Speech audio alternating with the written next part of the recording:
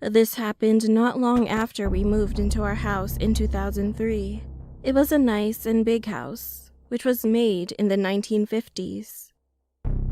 One day I was in my backyard watering the grass, and then out of the corner of my eye, I saw something that made me pause.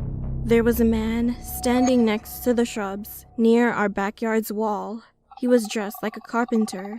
His head looked like it was tilted sideways, and his body was slightly facing our fences sideways.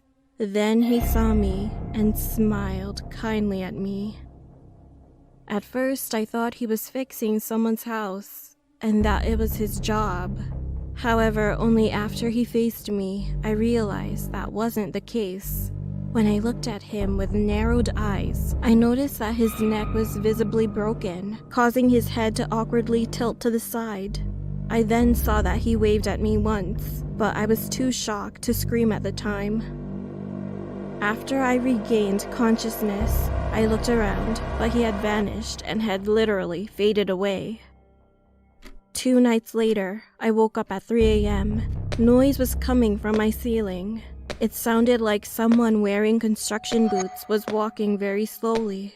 I started to freak out, thinking that it might be a thief. However, I suddenly realized that that part of the roof was so thin, which meant nobody could walk on it.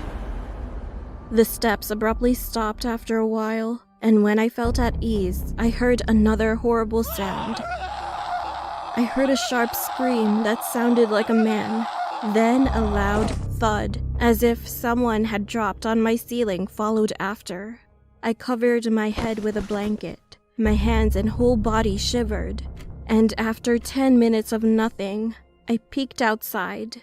It was completely quiet. I saw and heard nothing, but I couldn't fall back asleep that night. The next morning, I started to look up the history of the house. To my surprise, it turned out that there was a report about the carpenter I met a few days before in the backyard. In 1958, he had been hired to fix the roof while the owners were on vacation. However, the carpenter had fallen abruptly through the weak spot on the roof while he was working and had broken his neck. He couldn't scream for help, and no one ever knew what happened to him as the owners were gone for 2 weeks.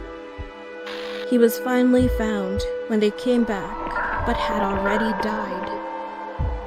This happened right above my bedroom. Suddenly, I felt bad for the poor guy, and I guess he's still looking after things. Since then, I've seen him sometimes, but I'm no longer afraid of him.